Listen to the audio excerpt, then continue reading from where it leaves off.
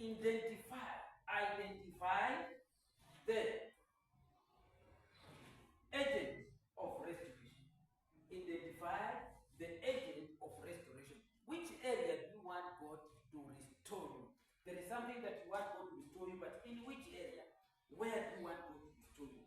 That is the restoration. There is something that you lost, maybe you lost something in your life, but what is it that you want God to restore your life? Before we continue, let's just pray for the word.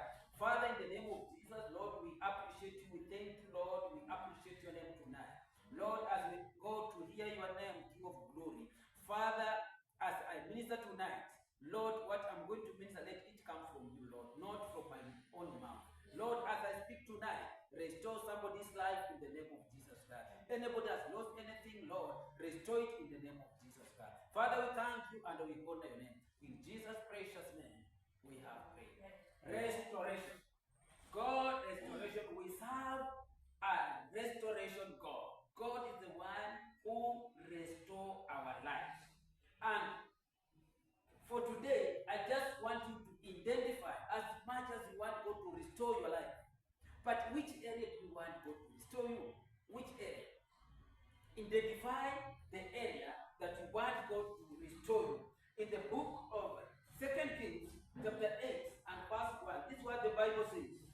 Now, Elisha had said to the woman whose son he had restored to life, go away with your family and stay for a while, whoever you can, because the Lord has decreed famine in the land that will last 7 years. When God restores life, He always gives instruction. When God restores anything that, is not physical life, there is something that died in your life and God has restored it. In so many cases, God will give you instructions.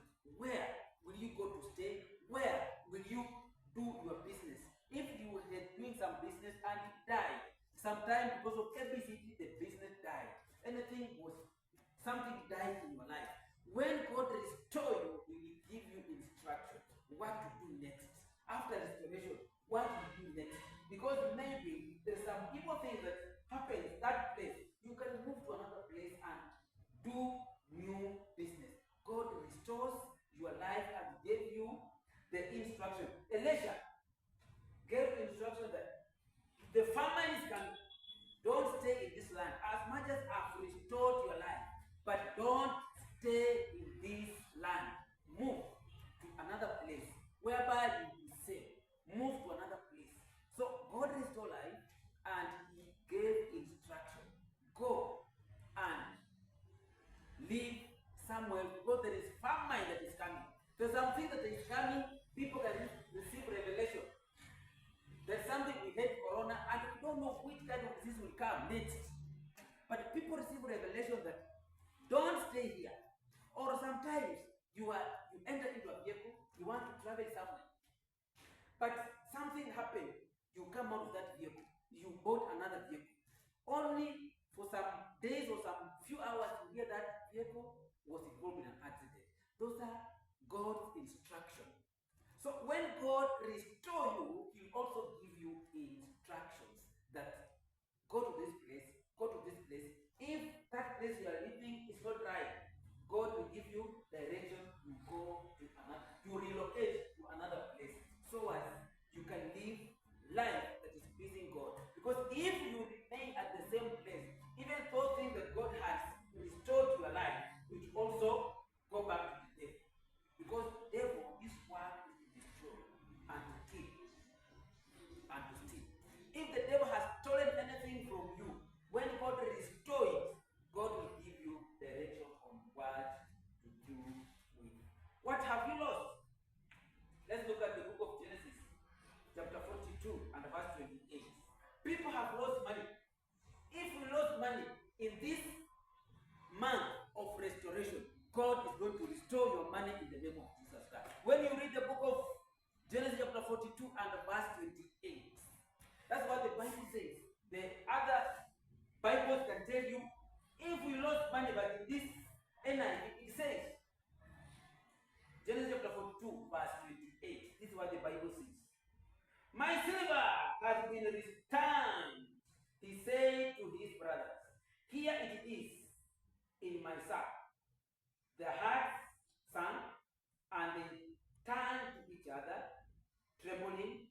say, what is this that God has done to us? People have said that never make it nice. People have put their all kind of roadblocks. Those people make you to fail. But the Bible says, God will restore you. When God restores, those who say that you never make it, those who make you to go down, they will start trembling, thinking, what happened? This man, we think that we have finished him, but now he's up on his feet. That's God's restoration. I pray for each and every anybody who has lost anything, any money, any business, any family that you lost, God is going to restore it in the name of Jesus Christ. Because God is God of restorer. We serve a living God that will restore anything in your life. It doesn't matter anything that you lost. It doesn't matter anything. Anything that you lost. If you had business and you lost the business, God is the one who will restore. God will restore your life. God will restore your business. God will restore your money. If there is anything you lost along the way, you lost anything, the Bible says God will restore it in the name of Jesus Christ. There is nothing that God cannot restore. But first, believe. Believe that God can restore. Believe that God can restore everything that you lost in the name of Jesus Christ. Restore. Restoration is real. Restoration is real. People have been restored. Here the Bible says, my silver has been restored. Nothing that God cannot restore. Everything God restores. So some people have put their oppressions. They don't want you to move. A lot of roadblocks, a lot of barriers in front of you. They are monitoring your life. What are you going? Where are you going? What are you doing?